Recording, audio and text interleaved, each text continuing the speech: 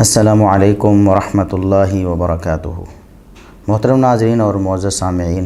اسلام media کے plate form سے افطار ٹرانسمیشن کے ساتھ بندہ ناچیز حافظ ابو یحییٰ ایک دفعہ پھر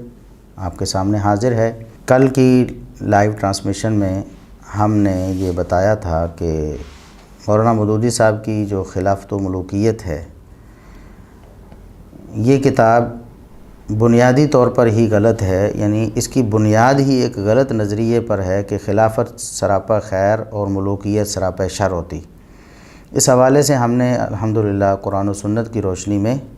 دلائل کے ساتھ بات کی تھی، اور اپنی تشریح کرنے کی بجائے صرف قرآن و سنت کے دلائل پیش کرنے پر اکتفا کیا تھا۔ پھر بھی ہم دیکھ رہے تھے کہ نیچے کمنٹس میں کچھ لوگ اندھی تقلید کرتے ہوئے بات سنے بغیر اور سمجھے بغیر کہتے تھے کہ خلافت و ملوکیت میں فرق نہ کرنا اور دونوں کو ایک کہنا یہ جہالت ہے۔ حالانکہ نعوذ باللہ ہم تو قرآن کریم سے پیش کر رہے تھے کہ ملوکیت کو اچھا کہا گیا، ملوکیت کو انبیاء کی طرف منسوب کیا گیا، انبیاء کو بادشاہ کہا گیا،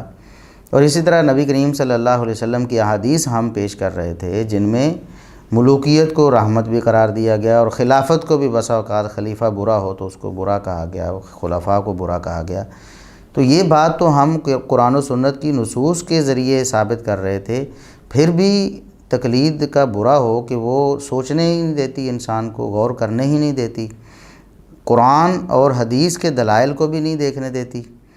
تو آج ہم انشاءاللہ کچھ چیزیں آگے فردر ذکر کرتے ہیں۔ اس سے پہلے میں اپنے ناظرین اور سامعین سے گزارش کروں گا کہ جو ہمیں فیس بک پیج پہ لائیو دیکھ رہے ہیں وہ ہمارے فیس بک پیج کو سب لائک کریں۔ اسی طرح جو ہمیں یوٹیوب پہ دیکھیں گے، جب یوٹیوب پہ اپلوڈ ہوگی ویڈیو تو یوٹیوب پہ ہمارے چینل کو سبسکرائب کریں، ہماری ویڈیوز کو لائک کریں اور زیادہ سے زیادہ اسے شیئر کریں تاکہ زیادہ سے زیادہ لوگوں تک کتاب و سنت کا پیغام پہنچے، حق بات ان تک پہنچے، وہ دنیا سے اس حال میں نہ چلے جائیں کہ انہیں حق بات نہ پہنچی ہو اور کل کو ان کا اللہ کے ہاں کوئی عذر نہ ہو۔ ہم الحمدللہ اتمام حجت کر رہے ہیں، اور اس حوالے سے ہم کوئی چیز جو ہے نا وہ نہیں چھوڑ رہے، کتاب و سنت کے دلائل کی روشنی میں ہم بات کر رہے ہیں۔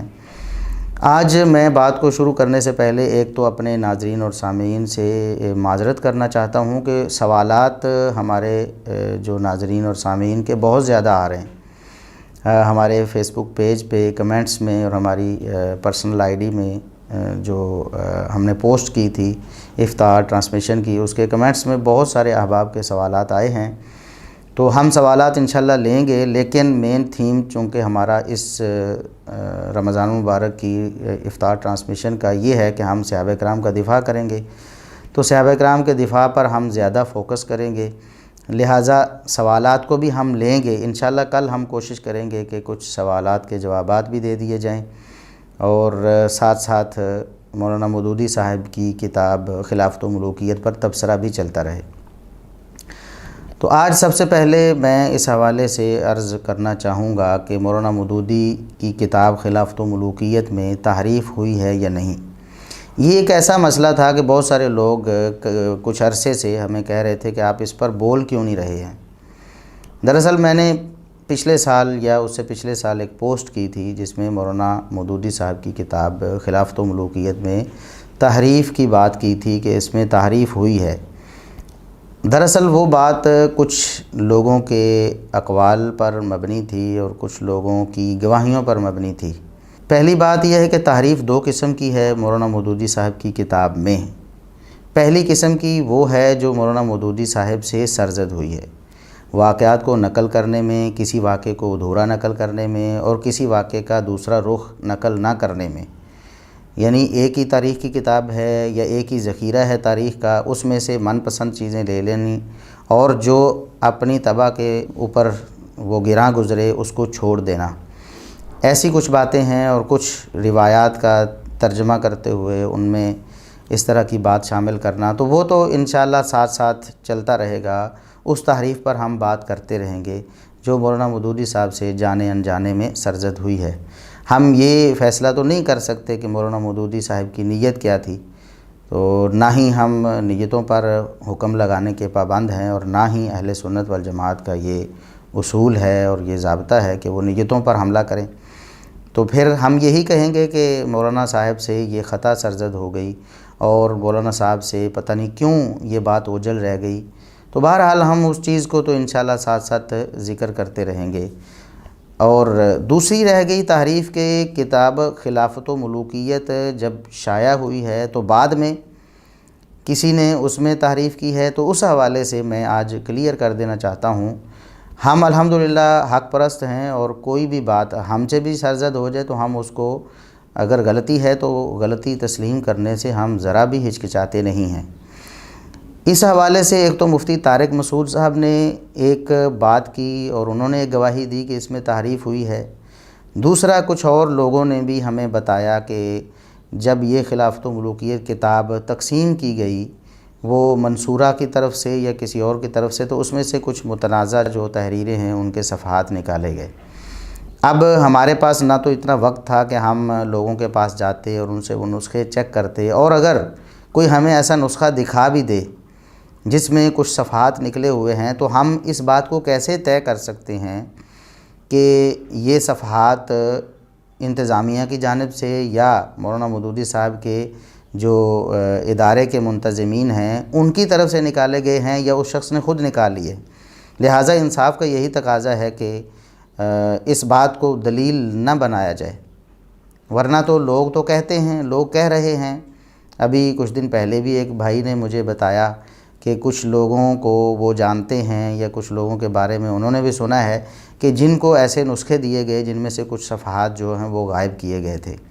وہ کس نے غائب کیے، اب ہم اس کا تو حتمی طور پر فیصلہ نہیں کر سکتے، جیسا کہ میں نے عرض کر دیا ہے۔ اسی طرح مولانا مفتی طارق مسعود صاحب، ان کے پاس کون سے شواہد ہیں جن کی بنا پر انہوں نے یہ بات کی ہے، تو ہم تو جو چیز ہمارے علم میں نہیں ہم اس کے مکلف نہیں ہیں۔ تو میں جب تک میرے پاس ایسی کوئی دلیل نہیں آ جاتی، میں اپنے الفاظ واپس لوں گا کہ خلافت و ملوکیت کی طبع میں یا اس کی تقسیم میں کوئی تحریف ہوئی ہے۔ جب تک میرے پاس کوئی ایسا ٹھوس ایویڈنس نہیں آ جاتا تو میں یہ بات نہیں کروں گا۔ باقی جو مولانا مودودی صاحب سے جو چیزیں صادر ہوئی ہیں ان کا انشاءاللہ ہم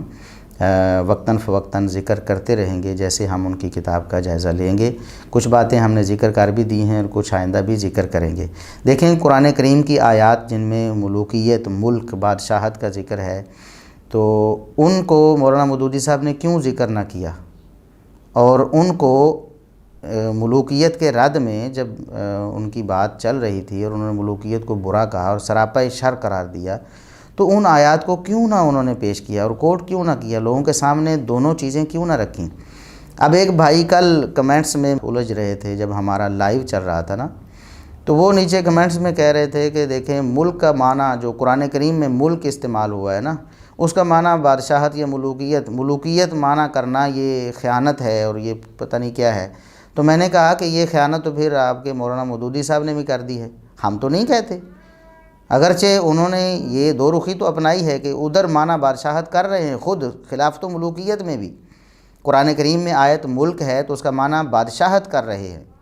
تو وہی آیات جب ہم پیش کرتے ہیں جن میں لفظ ملک ہے اور ان کا معنی بادشاہت کرتے ہیں، تو کیسے مولانا مودودی صاحب کے پیروکار جو ہمیں کہتے ہیں کہ آپ خیانت کر رہے ہیں یا آپ جھوٹ بول رہے ہیں یا آپ جہالت سے کام لے رہے ہیں کہ ملک کا معنی بادشاہت کر رہے ہیں؟ بھئی مولانا مودودی صاحب نے بھی اپنی کتاب میں ملک کا معنی بادشاہت کیا ہے، اور ہم انشاءاللہ یہ ویڈیو جب یوٹیوب پہ اپلوڈ ہوگی تو آپ سکینز دیکھ لیں گے ان کے ساتھ ساتھ۔ تو یہ تو رہی خلافت و ملوکیت کے حوالے سے تحریف کی بات، ہم نے جو کچھ تھا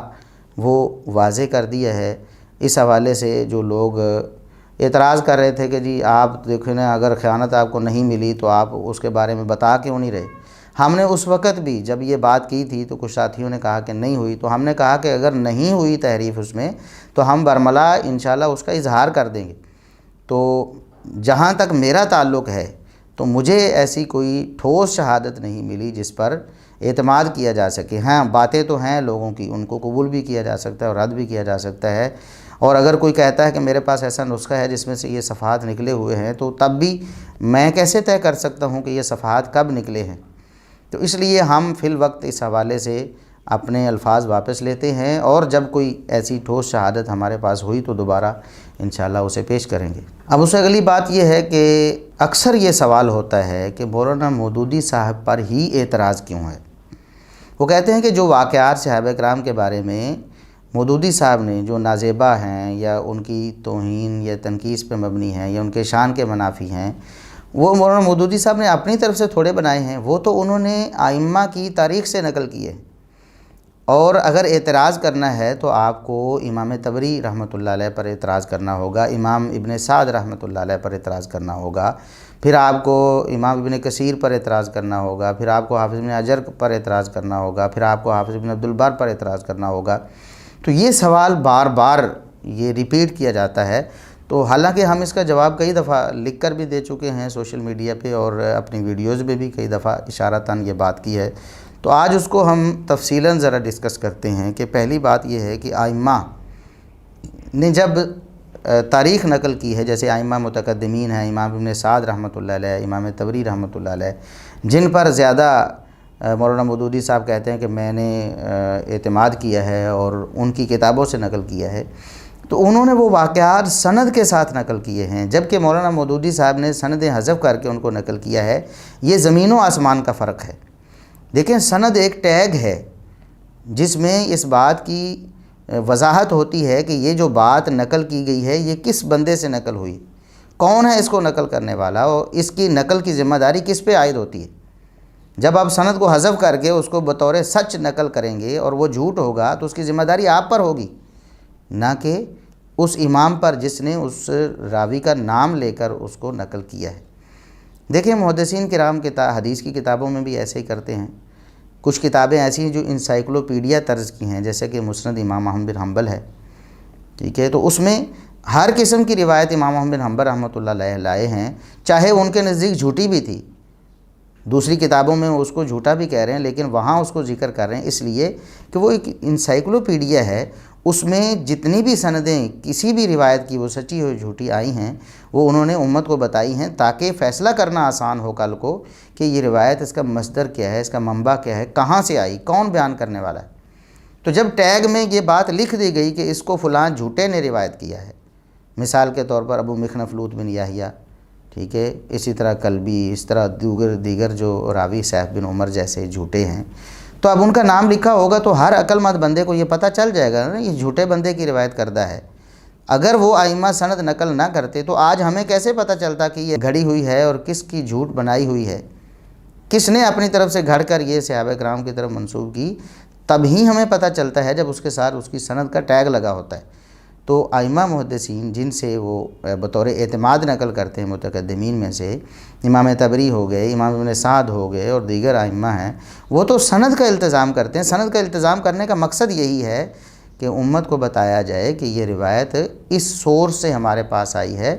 تو ہر بندہ اس کو چیک کر سکتا ہے، اس کو دیکھ سکتا ہے کہ یہ سورس کیسا ہے۔ اب جیسا کہ امام طبری رحمۃ اللہ علیہ نے خود اپنی کتاب کے تاریخ کے مقدمے میں یہ بات نقل کر دی کہ آپ کو بہت ساری منکر اور عجیب و غریب اور ایسی روایتیں نظر آئیں گی جس کو آپ ماننے کے لیے تیار ہی نہیں ہوں گے، جن روایات کو آپ کیسے تسلیم ہی نہیں کریں گے۔ وہ کہتے ہیں کہ میں نے تو دیانتداری کے تقاضے کے مطابق جس سند سے جس طرح آئی تھی میں نے اس کو آگے نقل کر دیا،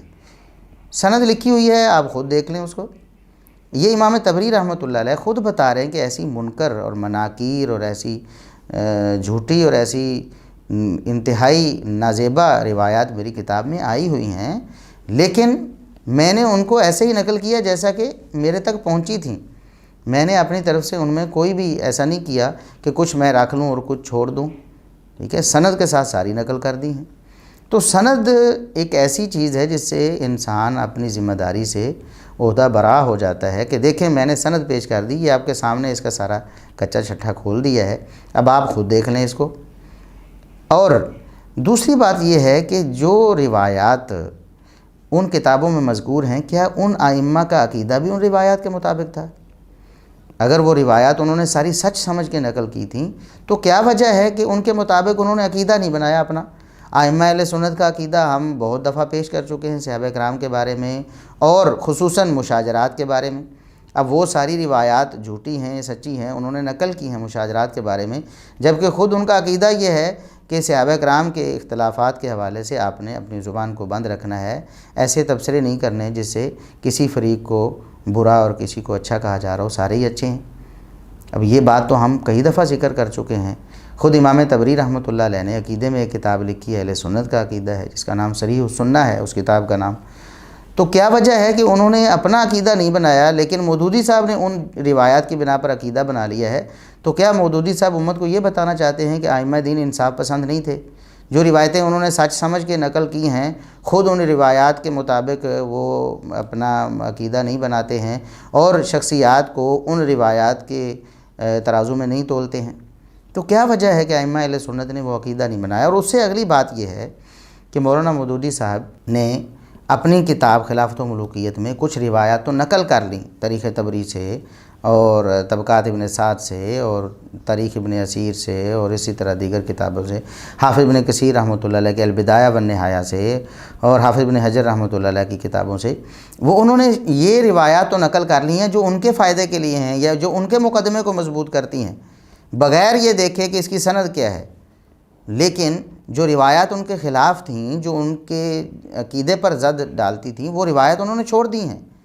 پھر ان روایات کو انہوں نے کیوں نہیں لیا؟ اب یہی تاریخ طبری ہے،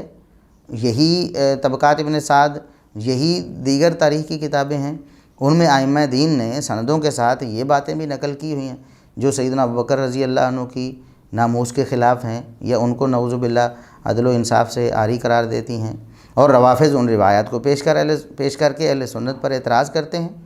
آپ دیکھ لیں ان کے یوٹیوب چینلز بھرے پڑے ہیں ان روایات سے جو انہوں نے انہی تاریخ کی کتابوں سے نکالی ہیں اور صحابہ کرام پر وہ دشنام کے لیے ان کو استعمال کر رہے ہیں۔ اب مثال کے طور پر سیدنا ابوبکر صدیق رضی اللہ عنہ کا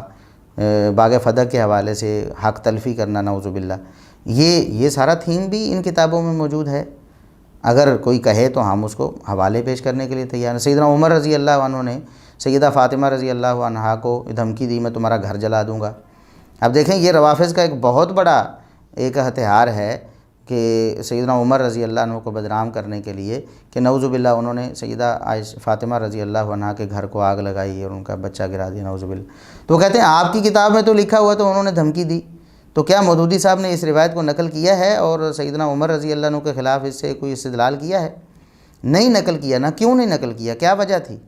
وہ جو کہہ رہے ہیں کہ میں خلافت راشدہ کی خصوصیات جو ہے نا وہ ان تاریخ کی کتابوں سے لے کر آیا ہوں، تو یہ پھر روافظ کے نزدیک تو یہ بھی ایک خصوصیت ہے نعوذ باللہ کہ عمر رضی اللہ عنہ وہ سیدہ فاطمہ رضی اللہ عنہا کا گھر جلانا چاہتے ہیں اور دھمکی دے رہے ہیں انہیں۔ تو کیا یہ سیدنا عمر رضی اللہ عنہ کے بارے میں مان لی جائے گی بات؟ نہیں مانیں گی، نہ مودودی صاحب مانتے ہیں نہ ہم مانتے ہیں۔ کیوں نہیں مانتے؟ بھئی اس کی سند صحیح نہیں، لیکن دوسری روایتوں کی سند دیکھے بغیر وہ کہتے ہیں کہ نہیں جی ہم تو مانتے ہیں انہیں، اور لوگ کہتے ہیں جی مولانا مودودی صاحب کا کیا قصور ہے؟ بھئی یہ قصور ہے، پک اینڈ چوز کیا انہوں نے، وہی جھوٹی روایت اپنے خلاف آئی ہیں تو نہیں لی، اور وہی جھوٹی روایات اپنے مطابق آئی ہیں جو ان کا عقیدہ نظریہ بنا ہوا تھا تو ان کو بالکل قبول کر لیا ہے۔ سند کو نہیں دیکھا ہے، جو محدثین نے اس پر ٹیگ لگایا ہے اس کو نظر انداز کر لیا، بس اپنی پسند اور ناپسند کو پیمانہ بنایا ہے۔ اسی طرح سیدہ عائشہ صدیقہ رضی اللہ عنہا کے بارے میں یہی تاریخ طبری ہے، یہی جھوٹے راوی ہیں جو یہ سیدنا عثمان رضی اللہ عنہ کے خلاف بکواس کرتے ہیں تو مودودی صاحب اس کو فوراً قبول کر کے اپنی کتاب میں نقل کر دیتے ہیں۔ وہی سیدنا معاویہ رضی اللہ عنہ کے بارے میں بکتے ہیں تو مودودی صاحب فوراً ان کو نقل کر کے اپنی کتاب خلافت و ملوکیت کا حصہ بنا دیتے ہیں۔ لیکن سیدہ عائشہ رضی اللہ عنہا کے خلاف بکتے ہیں تو اس کو انہوں نے نہیں نقل کیا، کیونکہ ان کا منشا سیدہ عائشہ رضی اللہ عنہا کو بدنام کرنا نہیں تھا۔ بھئی سیدہ عائشہ رضی اللہ عنہا کے حوالے سے یہی تاریخ طبری ہے، اس میں اب ہم تو کہتے ہیں کہ سند کے اعتبار سے ضعیف ہے۔ امام طبری رحمۃ اللہ علیہ نے بھی امت پر احسان کیا، اس کی سند بتائی اور ہمیشہ کے لیے یہ جو ظالم اور جاہل ہے ان کا منہ بند کر دیا کہ دیکھو جھوٹی سند سے آئی ہوئی ہے، ضعیف سند سے آئی ہوئی، لہٰذا ہم نہیں مانتے۔ سند کا ٹیگ تو انہوں نے لگایا ہے۔ اب اس روایت میں یہ ہے کہ سیدہ عائشہ رضی اللہ عنہا نے سیدنا عثمان رضی اللہ عنہ کو کافر قرار دے کر ان کو قتل کا حکم دیا۔ بعد میں جب سیدنا عثمان رضی اللہ عنہ شہید ہو گئے تو وہ رونے لگیں اور پریشانی کا اظہار کرنے لگیں، تو ایک بندے نے اٹھ کر کہا کہ خود تو آپ نے انہیں کافر کہا تھا اور قتل کرنے کا حکم دیا تھا ہمیں، اور آج آپ جناب یہ جھوٹا ویلا کر رہی ہیں۔ اب دیکھیں نعوذ باللہ سیدہ عائشہ صدیقہ رضی اللہ عنہا کے حوالے سے ایسی بات کیسے ہم قبول کر لیں؟ سند تو دیکھیں اس کی، کون جھوٹ بول رہا ہے اس میں۔ ہم تو کہتے ہیں کہ سند کو معیار بنایا جائے گا۔ یہ ائمہ نے جو نقل کی ہیں، یہ اب امام طبری رحمۃ اللہ علیہ نے تو یہ بھی نقل کی ہے، پھر مولانا مودودی صاحب نے یہ کیوں نقل نہیں کی؟ یہ مولانا مودودی صاحب کا قصور ہے، جو ہم کہتے ہیں کہ انہوں نے ایک تو سندیں حذف کر کے یہ امت پر ظلم ڈھایا ہے۔ دیکھیں محدثین نے جب سندیں نقل کیں اس دور میں، جس دور میں انہوں نے کتابیں لکھیں، ہر بندے کو پتہ تھا کہ سیف بن عمر کیسا جھوٹا راوی ہے، ٹھیک ہے، ہشام الکلبی کیسا ایسا ہے، اور ابو مخنف لوط بن یحییٰ کیسا دجال ہے، سب کو پتہ تھا۔ انہوں نے نام اس کا لکھ دیا سند میں، تو سب کو پتہ چل گیا کہ یہ جھوٹی روایت ہے، اس پر اعتماد نہیں کیا جا سکتا، لہٰذا امت نے اعتماد کیا بھی نہیں۔ لیکن مولانا مودودی صاحب نے یہ کیا کہ وہاں سے سند تو حذف کر دی، ان جھوٹوں کے نام وہاں سے نکال دیے۔ انہیں چاہیے تھا کہ جب روایت نقل کرتے، انصاف تو یہ تھا، روایت نقل کر دیتے، بالکل نقل کرتے، ہم کب کہتے ہیں نہ نقل کرتے، روایت نقل کرتے لیکن ساتھ لکھ دیتے اس کو فلاں جھوٹے نے روایت کیا ہے، اس کو فلاں جھوٹے نے روایت کیا ہے۔ لیکن چیجے کہ وہ ایسا کرتے، الٹا انہوں نے جب اعتراض کیا گیا کہ یہ راوی ایسے ایسے ہیں تو انہوں نے آگے ان کا بھی دفاع کیا، بھی ان کی باتیں تو ہم چھوڑ دیں تو پھر ہمارے پاس تاریخ ہی نہیں رہے گی۔ ہم لعنت بھیجتے ہیں ایسی جھوٹی تاریخ پہ، اس کو ہم کوڑے دان میں پھینکتے ہیں جو صحابہ کرام کی توہین اور تنقیص کرتی ہے، جھوٹے راوی بیان کرتے ہیں اور آپ ان کو لیے جا رہے ہیں۔ تو ائمہ دین کی انٹینشن ان روایات کو بیان کرنے سے کیا تھی؟ کیا ان کو سچ ماننا تھا اور اس کے مطابق تاریخ اسلام کو پرکھنا تھا، یا صحابہ کرام کی ہستیوں کو ان جھوٹی روایات کے میزان میں تولنا تھا؟ کیا یہ ائمہ دین کی انٹینشن تھی، یا انہوں نے اس کو بطور واقعہ نقل کیا اور اس کی حقیقت واضح کرنے کے لیے ساتھ میں سند لکھ دی؟ ٹھیک ہے، اب سندوں کو تو بائی پاس کر دیا مولانا مودودی صاحب نے، اور ان کی جو روایات تھیں ان کو لے لیا، اور کچھ روایات لے لیں اور دوسری روایات چھوڑ دیں جو مولانا مودودی صاحب کے ہی خلاف تھیں۔ اسی طرح سیدنا عثمان رضی اللہ عنہ کے حق میں بھی روایات موجود ہیں تاریخ طبری میں اور طبقات ابن سعد وغیرہ میں، وہ تو نقل نہیں کی، جہاں سے پتہ چلتا ہے کہ انہوں نے یہ غلطی نہیں کی، یہ بھی غلطی نہیں، یہ بھی غلطی نہیں کی، لیکن وہ روایات انہوں نے نقل کر دیں جو نعوذ باللہ ان کی شان میں تنقیص کا باعث تھیں، جو ان کو نعوذ باللہ جرم وار قرار دے رہی تھیں، وہ نقل کر دیں انہوں نے۔ اسی طرح سیدنا معاویہ رضی اللہ عنہ کے بارے میں کیا تاریخ طبری طبقات ابن سعد میں ایسی روایات نہیں ہیں جن سے ان کی فضیلت اور ان کا عدل و انصاف ثابت ہوتا ہے؟ تاریخ کی کتابوں میں ہم نے الحمدللہ پورے دلائل کے ساتھ اور ٹھوس شواہد کے ساتھ، صحیح سندوں کے ساتھ ان کے فضائل و مناقب بیان کیے، ان کا عدل و انصاف بھی بیان کیا ہے انہی تاریخ کی کتابوں سے۔ مولانا مودودی صاحب نے وہ تو نقل نہیں کیا۔ اب بتائیں کہ کیا یہ مولانا مودودی صاحب کا انصاف تھا؟ کیا سیدنا معاویہ رضی اللہ عنہ کے حق میں روایات ان کو ہضم نہیں ہوتی تھیں؟ وہ کیوں نہیں انہوں نے نقل کی؟ یہ قصور ہے مولانا مودودی صاحب کا، یہ اعتراض ہے ان پر۔ اب انشاءاللہ امید ہے کہ آپ لوگوں کو بات سمجھ آ گئی ہوگی اور آئندہ کوئی یہ اعتراض نہیں کر سکے گا، کیوں کرے بھی۔ اب دیکھیں کہ مولانا مودودی صاحب سے ہمیں کوئی ذاتی دشمنی نہیں، ہم تو ان کا نام بھی احترام سے لیتے ہیں، لیکن جہاں انہوں نے ٹھوکر کھائی ہے اور اتنی بڑی لغزش میں پڑے ہیں اور امت کے ایک بڑے طبقے کو انہوں نے دھکیل دیا ہے انحراف کی طرف، تو وہاں تو ہم احترام کے ساتھ، پھر بھی احترام کے ساتھ نام لے کر ان کی علمی غلطی واضح کریں گے۔ اعتراض ان پر اس لیے ہے کہ ایک تو انہوں نے سندوں کا التزام نہیں کیا، ائمہ دین نے سندوں کا التزام کیا، دوسرا ائمہ دین نے ان جھوٹی روایات سے وہ عقیدہ نہیں بنایا جو مولانا مودودی صاحب نے بنا لیا، اور تیسرا ائمہ دین نے تو ہر قسم کی روایات نقل کی، سچی بھی جھوٹی بھی، ٹھیک ہے، اور جو ان کے حق میں پڑتی ہیں وہ بھی، جو ان کے خلاف پڑتی ہیں وہ بھی۔ تو مولانا مودودی صاحب نے پک اینڈ چوز کر کے اپنے مطلب کی روایات وہاں سے جھوٹی نکال لی اور اپنے خلاف سچی روایات کو چھوڑ دیا۔ اب یہ ہم آگے جا کے یہ بیان کرنے والے ہیں۔ مولانا مودودی صاحب خود فرماتے ہیں کہ یہ بڑی ہٹ درمی کی بات ہے کہ ایک انسان معتبر روایات کو چھوڑ دے جو اپنے خلاف پڑھ رہی ہوں، اور ضعیف روایات کو لے لے جو اپنے خواہش کے مطابق آ رہی ہوں۔ اب میں ان کی عبارت آپ کو پڑھ کے سناتا ہوں۔ وہ کہتے ہیں کہ میں نے جن ائمہ سے روایات لی ہیں، جیسا کہ امام طبری کی انہوں نے تعریفیں کیں، امام ابن سعد کی تعریفیں کیں، امام ابن عبد البر کی تعریفیں کیں، اس طرح دیگر ائمہ کی، تو ہم کہتے ہیں ائمہ تو واقعی بڑے کبار ائمہ تھے، حافظ بن کثیر رحمۃ اللہ علیہ، حافظ بن حجر رحمۃ اللہ علیہ، ان کی جلالت شان میں تو کوئی مسئلہ نہیں ہے، اور ہم نے وضاحت کر دی ہے کہ انہوں نے روایات کس طور پہ نقل کی ہیں۔ وہ تو تاریخ کی کتاب مرتب کر رہے ہیں تو اس میں انہوں نے سارے واقعات لے کے آنے جو بھی تاریخ میں آئے ہیں، ٹھیک ہے۔ انہوں نے یہ تو نہیں کہا کہ یہ سچے ہیں اور ہمارا ان پر ایمان ہے اور اس وجہ سے ہم سیدنا عثمان رضی اللہ عنہ پر اقربا پروری کا الزام لگا رہے ہیں اور سیدنا معاویہ رضی اللہ عنہ پر نعوذ باللہ یہ الزام لگا رہے ہیں، ایسا تو نہیں کہا انہوں نے۔ وہ تو خوش تھے، راضی تھے، ان کی بھی تعریف کرتے تھے اور ان کو بھی نیک سمجھتے تھے اور ان کے بھی عدل و انصاف کے معترف تھے۔ لیکن یہاں مولانا صاحب خود لکھتے ہیں کہ مگر اس ہٹ درمی کا کوئی علاج نہیں ہے کہ کوئی شخص ہر اس بات کو غلط کہے جو اس کی خواہشات کے خلاف ہو، خواہ وہ حدیث کی مستند کتابوں تک میں بیان کی ہوئی ہو۔ اب سیدنا معاویہ رضی اللہ عنہ، سیدنا عثمان رضی اللہ عنہ کے بارے میں ہم تفصیل سے بیان کر چکے ہیں، ان کے فضائل و مناقب اور ان کا عدل و انصاف اور ان کی کتاب و سنت کی پیروی، یہ سارا کچھ ہم بیان کر چکے ہیں مستند ترین کتابوں سے۔ اور ہر اس بات کو صحیح کہے جو اس کی خواہشات کے مطابق ہو، خواہ اس کی سند ان روایات کے مقابلے میں بھی ضعیف تر ہو جنہیں وہ ضعیف قرار دے رہا ہو۔ تب دیکھیں یہ ہٹ درمی خود مولانا مودودی صاحب کہہ رہے ہیں کہ یہ بڑی ہٹ درمی ہے کہ ایک تو صحیح روایات کا اپنی خواہش کے خلاف آنے کی وجہ سے انکار کرے، اور ایسا ہو رہا ہے، اور دوسرا ایسی ضعیف روایات ان کو وہ قبول کر رہا ہو جو کہ اپنی انکار کردہ ضعیف روایات سے بھی زیادہ ضعیف ہوں، یعنی جن کو مولانا مودودی صاحب کہہ رہے ہیں کہ یہ قابل اعتماد نہیں ہیں، یہ روایات خود اپنی ان ناقابل اعتماد روایات سے بڑھ کر جو ضعیف ہیں اور جو کذابین سے روایت کردہ ہیں ان کو اپنی خواہش کی وجہ سے قبول کر رہے ہیں۔ تو یہ ہٹ درمی خود ان کے بقول یہ ہٹ درمی ہے۔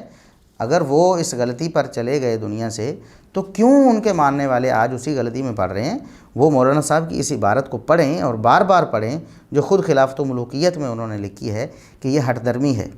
اب انہیں چاہیے کہ یہ اس ہٹ درمی سے وہ باز آ جائیں۔ ہم بطور ٹیسٹ کیس ایک واقعہ ہم نقل کرتے ہیں ابھی خود انہی کتابوں میں سے، جیسا کہ مولانا مودودی صاحب نے لکھا ہے کہ ہم نے جن لوگوں سے میں نے کم و بیش ضمنی طور پر استفادہ کیا ہے وہ ابن حجر اسقلانی ہیں، ابن خلدون ہیں، ابو بکر جساس ہیں، قاضی ابو بکر ابن العربی ہیں، ملا علی قاری ہیں، محب الدین طبری ہیں، بدرالدین عینی ہیں۔ تو اسی طرح انہوں نے امام ابن کثیر رحمۃ اللہ علیہ کے بارے میں بھی تفصیلاً ذکر کیا ہے کہ ان کی کتاب تو بڑی قابل اعتماد ہے اور میں نے اس پر اعتماد کیا ہے۔ تو یہ تو کتابیں جن کے ابھی نام لیے ہیں ان کے تو ضمناً انہوں نے اعتماد کیا ہے، اور جن پر اصلاً اعتماد کیا ہے حافظ ابن کثیر رحمۃ اللہ علیہ کی کتابیں ان میں شامل ہیں، جیسا کہ البدایہ والنہایہ،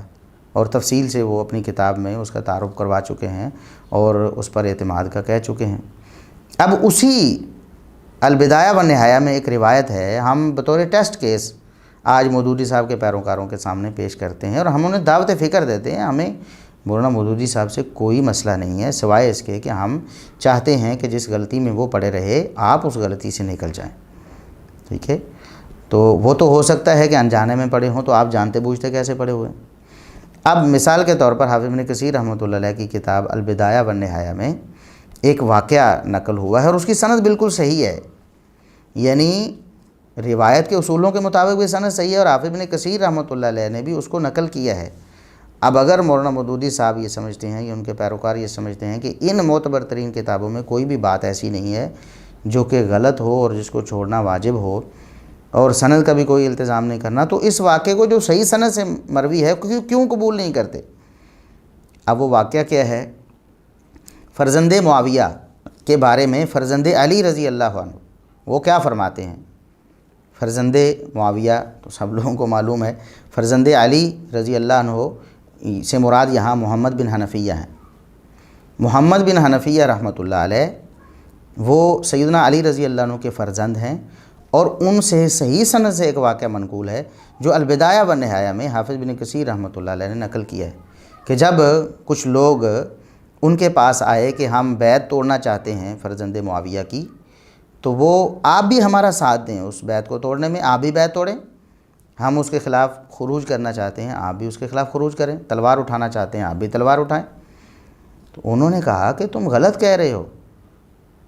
بتانے والوں نے ان کے سامنے یہ کہا جی وہ شراب پیتا ہے، وہ ایسا کرتا ہے، کتاب و سنت کی مخالفت کرتا ہے، وہ تو دین کے مخالف بنا ہوا ہے، تو ہم اس لیے اس کی بیعت توڑنا چاہتے ہیں۔ اس وقت محمد بن حنفیہ رحمۃ اللہ علیہ نے فرمایا تم جو کچھ کہہ رہے ہو سب غلط ہے اور تم جو کچھ کہہ رہے ہو دور بیٹھے کسی سے سن کر کہہ رہے ہو، میں خود اتنا عرصہ اس کے پاس رہا ہوں، جس بندے کی تم بات کر رہے ہو میں نے اس کو نیک پایا ہے، نماز روزے کا پابند پایا ہے، میں نے اس کو کتاب و سنت کا پابند پایا ہے، اور وہ دین کا حریص ہے اور دین کو سمجھنے والا ہے، اور یہ سارا کچھ میں نے اپنی آنکھوں سے دیکھا ہے، آج تم کیسے مجھے یہ کہہ رہے ہو؟ پھر انہوں نے کچھ اور باتیں بھی کیں۔ تو محمد بن حنفیہ رحمۃ اللہ علیہ جو فرزند علی ہیں، انہوں نے صاف صاف ساری باتوں کا انکار کر دیا اور پوری تعدیل کی ہے فرزند معاویہ کی، اور انکار کیا، اور انہوں نے کہا بالکل غلط ہے یہ تم کرنے جا رہے ہو، میں کسی طور پر اس میں شامل نہیں ہونے والا۔ اور انہوں نے کہا کہ آپ اپنے بچوں کو کہہ دیں، اپنی اولاد کو کہہ دیں وہ ہمارا ساتھ دیں۔ انہوں نے کہا کہ ایک گناہ میں نہیں پڑھنا چاہتا، میں اپنی اولاد کو کیوں اس گناہ میں ملوث کروں گا؟ خبردار، میرا فیصلہ یہی ہے کہ تم اللہ کی نافرمانی میں مخلوق کی اطاعت نہ کرو، یہ جو تم کرنے جا رہے ہو کسی کی بات مان کر، یہ تم اللہ کی نافرمانی کر رہے ہو، میں اس اللہ کی نافرمانی میں تمہارا بالکل ساتھ نہیں دے رہا، اور یہ اعلان کر رہا ہوں کہ تم اللہ کی نافرمانی کر رہے ہو۔ یہ البدایہ والنہایہ ہے، حافظ ابن کثیر رحمۃ اللہ علیہ ہیں، وہی معتبر ترین تاریخ کی کتابیں ہیں، وہی معتبر ترین ائمہ ہیں، لیکن چونکہ نہ مودودی صاحب کو یہ بات پسند ہے، نہ ان کے پیروکاروں کو یہ بات پسند ہے، وہ اس بات کو ماننے کے لیے تیار ہی نہیں، خواہ اس کی سند کتنی صحیح ہے۔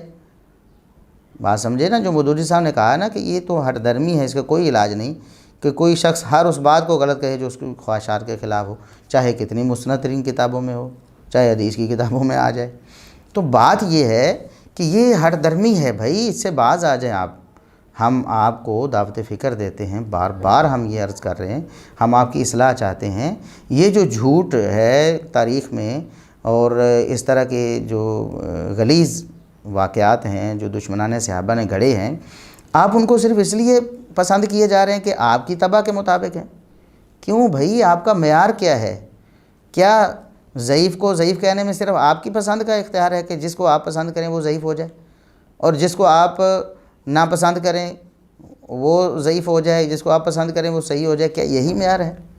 اگر یہ معیار ہے تو کتنا یہ منافقانہ معیار ہے،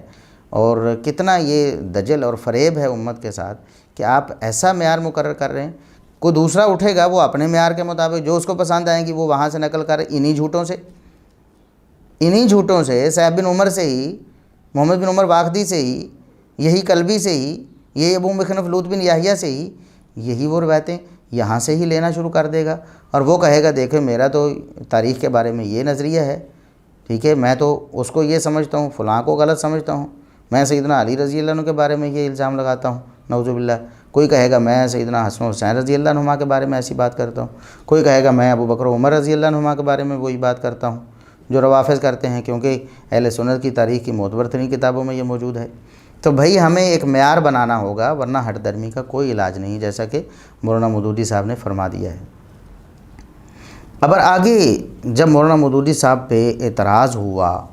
کہ آپ نے ان جھوٹے راویوں سے روایتیں نقل کر دی ہیں، آپ نے کیا ظلم ڈھایا ہے امت پر کہ صحابہ کرام کے بارے میں جو مقدس ترین ہستیاں تھیں ان کے بارے میں جھوٹی روایت، جھوٹے لوگوں کے قول کی بنا پر، ان کی گھڑنتوں کی بنا پر صحابہ کرام کو متون کرنا شروع کر دیا ہے، یہ آپ نے غلط کیا ہے۔ تو بجائے اس کے کہ مولانا مودودی صاحب رجوع کرتے، تو انہوں نے ایک نئی بات وہاں چھوڑ دی، انہوں نے کہا کہ بعض حضرات تاریخی روایت کو جانچنے کے لیے اسماء و رجال کی کتابیں کھول کر بیٹھ جاتے ہیں اور کہتے ہیں کہ فلاں راویوں کو ائمہ رجال نے مجروح قرار دیا ہے، اور فلاں راوی جس وقت کا واقعہ بیان کرتا ہے اس وقت وہ بچہ تھا یا پیدا ہی نہیں ہوا تھا، یعنی منقطع روایات بھی ہیں، اور فلاں راوی اس روایت کو جو بیان کرتا ہے اس سے ملا ہی نہیں۔ اسی طرح وہ تاریخی روایت پر تنقید حدیث کے اصول استعمال کرتے ہیں اور اس بنا پر ان کو رد کر دیتے ہیں کہ فلاں واقعہ سند کے بغیر نقل کیا گیا ہے۔ یعنی مولانا مودودی صاحب اس بات کو مان رہے ہیں کہ کذابین، مجروحین کی روایات میری کتاب میں موجود ہیں جن سے میں نے استدلال و استنباط کیا ہے، اسی طرح منقطع سند کے ساتھ اور بے سند، بے سر و پا روایات بھی میری کتاب میں موجود ہیں جو میں نے تاریخ کی کتابوں سے نقل کی ہوئی ہیں۔ یہ باتیں ماننے کے بعد بھی انہوں نے اپنی غلطی تسلیم نہیں کی، بلکہ آگے سے کہا کہ اب تاریخ پر تو وہ اصول نہیں نا اپلائی کیے جا سکتے جو حدیث کے لیے محدثین نے بنائے تھے، اور بلکہ وہ کہتے ہیں کہ حدیث میں تو صرف احکامی حدیث کے بارے میں، یہ جو احکامی احادیث کے بارے میں یہ جو اصول تھے کہ یہ حرام و حلال اور فرض و واجب وغیرہ ان معاملات کو جو ہے نا وہ جانچا جائے گا راویوں کے حوالے سے اور سند کے حوالے سے، باقی تو جو بھی گپیں آئیں انہیں قبول کیا جائے گا۔ تو ہم پوچھتے ہیں کہ مولانا مودودی صاحب تو اب دنیا میں نہیں ہیں، ان کے پیروکار ہی ذرا ہمیں جواب دیں کہ اگر تاریخ میں راویوں کے حالات اور سند کا اتصال وغیرہ شرائط نہیں تھیں تو بتائیں کہ آپ ان مورخین کو کیا سمجھتے ہیں؟ کیا عقل مند سمجھتے ہیں کہ انہوں نے اپنی کتابوں کو، تاریخ کی کتابوں کو سندوں سے بھر دیا ہے؟ یہی طبقات ابن سعد مولانا مودودی صاحب جس سے حوالے پیش کرتے ہیں، یہی تاریخ تبری اور یہی دیگر تاریخ کی کتابیں، تو محدثین وہاں جس طرح حدیث کو نقل کرتے ہوئے سندیں نقل کرتے ہیں، جس طرح تفسیر کو نقل کرتے ہوئے سندیں نقل کرتے ہیں، اسی طرح تاریخ کو نقل کرتے ہوئے وہی سندیں، وہی رجال، اسی طرح کی سارا کچھ وہی کرتے ہیں۔ کیوں کرتے ہیں؟ اگر تاریخ میں سندوں کی کوئی اہمیت نہیں تھی اور کوئی ضرورت نہیں تھی تو پھر محدثین نے کیوں ایسے کیا کہ تاریخ میں سندوں کی بھرپار کی؟ کیوں کیا ایسے؟ ان کو تو چھوڑ دینا چاہیے تھا، بس سندیں حذف کر دیتے، بھئی یہ تو حدیث کے لیے تھیں اور وہ بھی احکام والی احادیث کے لیے، باقی تو جو مرضی کرو، آپ جھوٹی روایات سے فضائل بیان کرو، جھوٹی روایات سے کچھ بھی کرتے رہو، ٹھیک ہے۔ اور اسی طرح تفسیر میں بھی کوئی بندہ کہے گا میں اس کی یہ تفسیر کرنا چاہتا ہوں جو کہ ساری امت نے نہیں کی، صحابہ نے اس کے خلاف تفسیر کی، تابعین نے، تبع تابعین، ائمہ دین نے، وہ کہے گا کہ نہیں جی سندوں کی تو ضرورت ہی نہیں ہے، بس ٹھیک ہے یہ جھوٹا قول مجھے ملا ہے لیکن میں تو اسے سچائی سمجھتا ہوں کیونکہ میرے ذہن کے مطابق یہ قرآن کی بالکل صحیح تفسیر ہے، تو وہ اس کو نقل کرتا رہے گا۔ وہ قادیانی بھی پھر اپنی دلیلیں بناتے رہیں گے، ان کے پاس بھی جھوٹی روایتیں کثرت سے ہیں۔ بھئی کیا کرو گے؟ تاریخ ہو، تفسیر ہو، حدیث ہو، کچھ بھی ہو، ہر ایک میں جب روایات کو نقل کرنے کا سلسلہ آئے گا تو اس میں یہی سند، یہی راوی، یہی اصول، یہی ضوابط ہوں گے۔ اور قرآن کریم نے سورہ حجرات میں جو بیان فرمایا ہے، یا ایھا الذین آمنوا ان جاءکم فاسق بنبأ فتبینوا، تمہارے پاس ایک خبر بھی کسی فاسق سے آتی ہے تو اس کی بھی تمہیں تحقیق کرنی پڑے گی، اس پر اعتماد نہیں کرنا تم نے، کیونکہ بعد میں تمہیں ندامت اٹھانی پڑے گی۔ اور یہ ندامت دیکھیں نا مسلمان اٹھا رہے ہیں، یہ جنہوں نے تاریخ پر اندھا اعتماد کیا ہے سندیں دیکھے بغیر، قرآن کریم کے اس حکم کے بھی وہ مخالف بنے ہوئے ہیں، اور مولانا مودودی صاحب بھی قرآن کے اس حکم کے خلاف لکھ رہے ہیں کہ یہ تو صرف احکامی احادیث کے بارے میں۔ مجھے بتائیں کہ یہ جو قرآن کریم کی آیت ہے کہ ان جاءکم فاسق بنبأ، کوئی بھی خبر وہ حدیث سے تعلق رکھتی ہو، وہ تاریخ سے، وہ تفسیر سے، کسی بھی تعلق رکھتی ہو، کوئی بھی خبر تمہارے پاس آئے، اگر اس کا بیان کرنے والا معتبر نہیں ہے تو تم نے اس پر اعتماد نہیں کرنا، ورنہ شرمسار ہو جاؤ، شرمندہ ہوگے، دنیا میں نہیں تو قیامت کے دن تو ضرور شرمندہ ہوگے نا۔ ان صحابہ کرام کا ہاتھ ہوگا اور آپ کا گریبان ہوگا کہ ہمارے حوالے سے تم جھوٹی روایتیں بھی قبول کرتے رہے، پتہ بھی چل گیا کہ فلاں دجال جھوٹا ہے، پھر بھی اس کی روایتیں تم نے قبول کی ہیں۔ اور پھر یہ جو کہتے ہیں کہ فلاں امام نے فلاں راوی پر سخت جرح کرنے کے باوجود بھی تاریخ کے حوالے سے اس کا قول نقل کر دیا، تو میں پہلے بھی اس بارے میں عرض کر چکا ہوں کہ ان کی جو کتب تھی وہ ایک انسائکلوپیڈیا طرز کی تھی، جس میں انہوں نے ہر ایک کے قول کو جگہ دینی تھی، یہ فیصلہ کرنا نہیں تھا کہ یہ صحیح ہے یہ غلط ہے۔ اگر تو کسی نے فیصلہ کیا ہے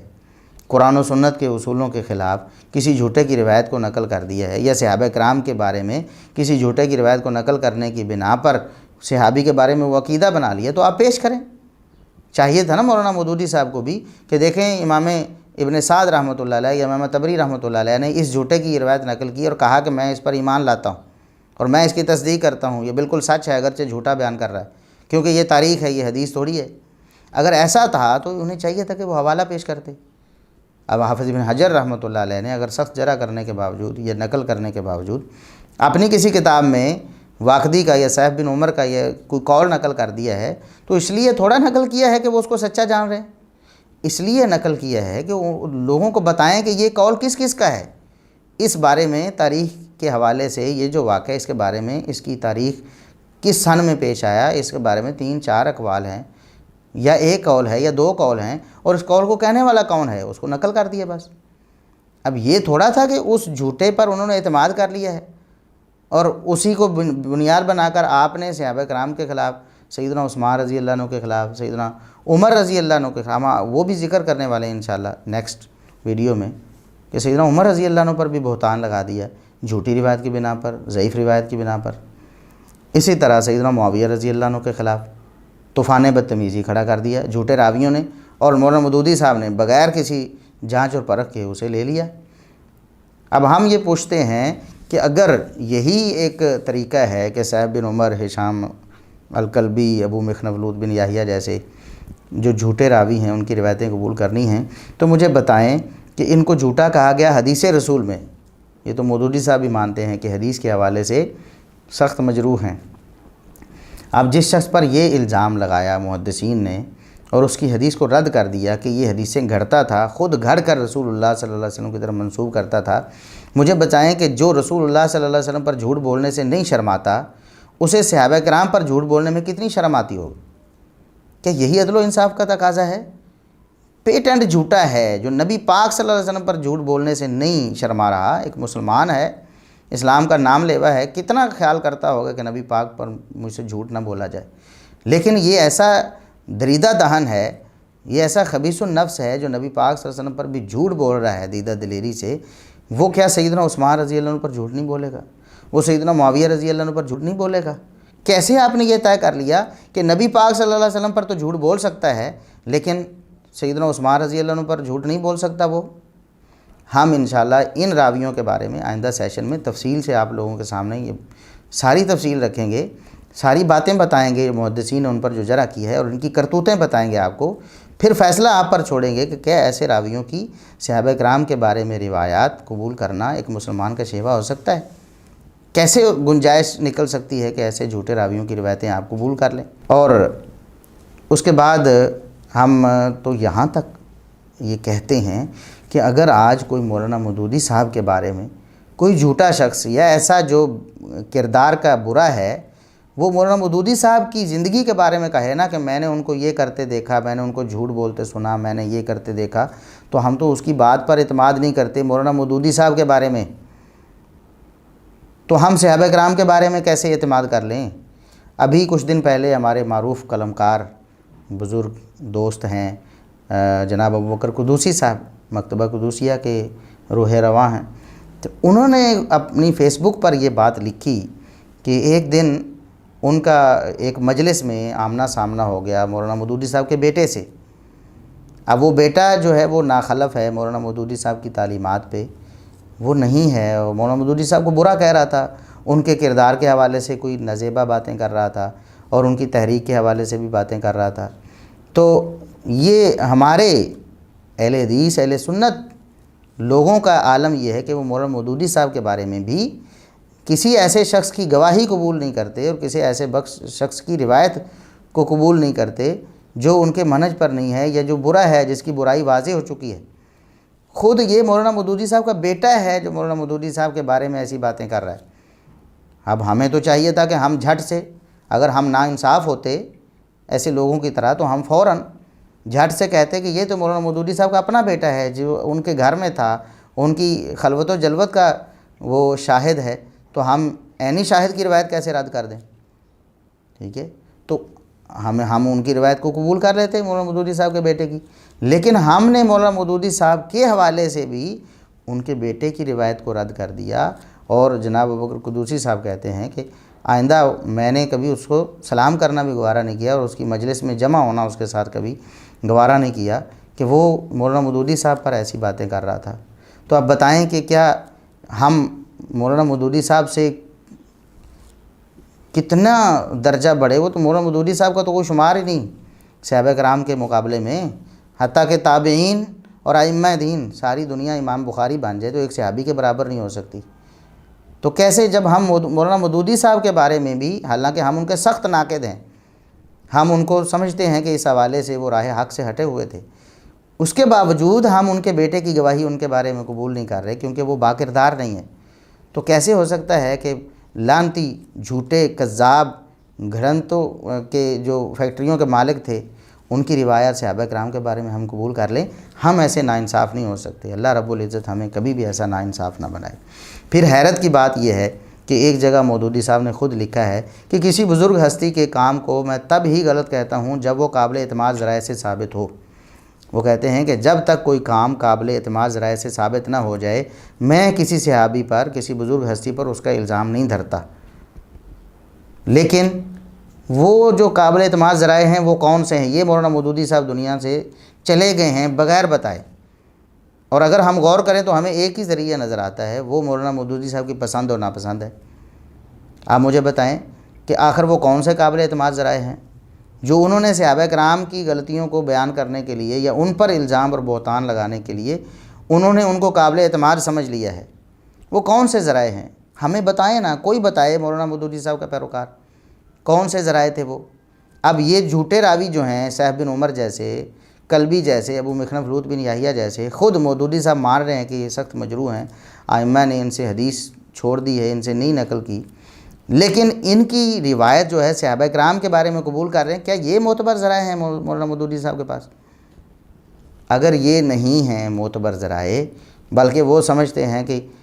میں جس روایت کو صحیح سمجھوں گا اس کو نقل کر دوں گا، تو پھر یہ کیا ہے؟ ہمیں بتایا جائے۔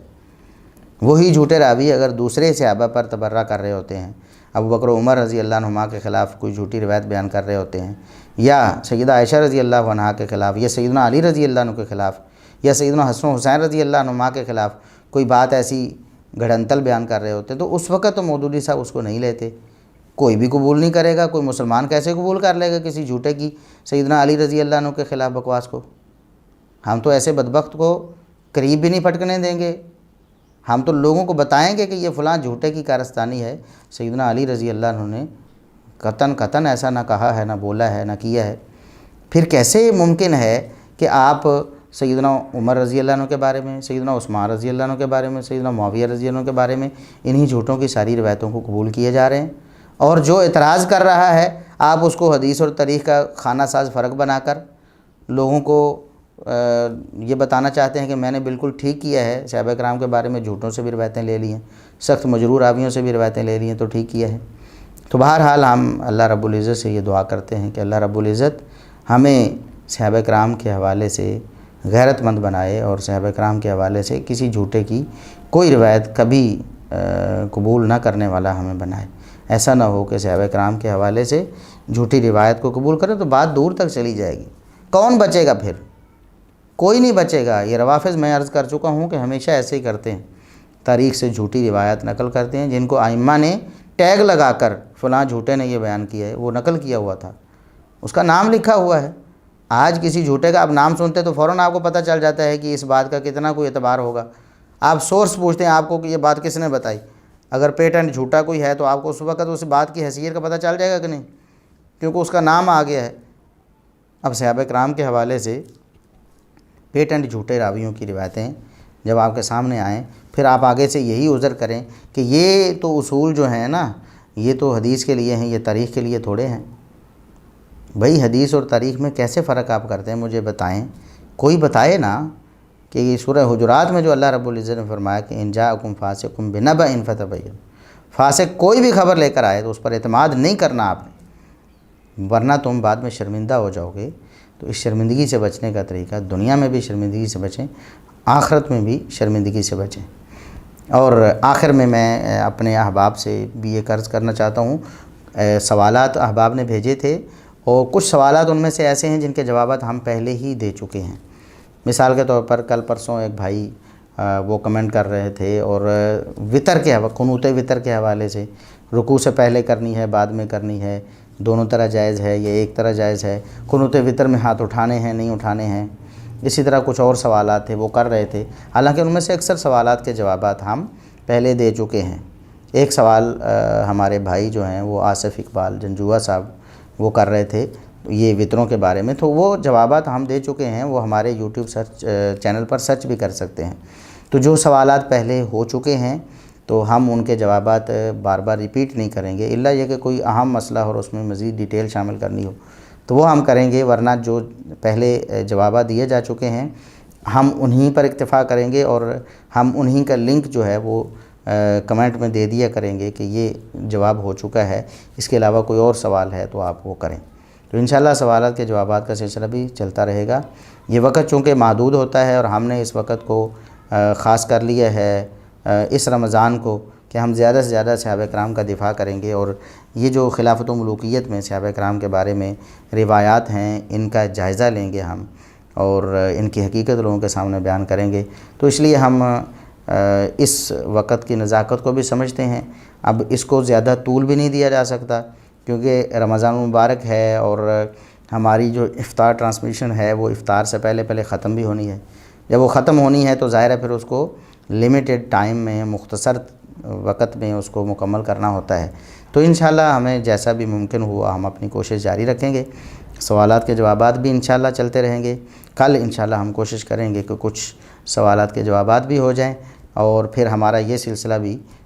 ساتھ ساتھ چلتا رہے۔ اللہ رب العزت ہمیں رمضان المبارک کی رحمتوں اور برکتوں کو سمیٹنے کی توفیق عطا فرمائے اور ہمیشہ صحابہ کرام سے عقیدت، محبت اور ان کا احترام کرنے کی توفیق عطا فرمائے۔ اللہ رب العزت ہمیں صحابہ کرام اور اہل بیت کی محبت پہ زندہ رکھے، اسی پہ ہمیں شہادت کی موت نصیب فرمائے، اور اللہ رب العزت ہمیں حشر میں صحابہ کرام اور اہل بیت کے ساتھ جمع فرمائے۔ جنت میں اللہ رب العزت ہمیں ان مقدس ہستیوں کا پڑوس نصیب فرمائے۔ وآخر دعوانا ان الحمد للہ رب العالمین۔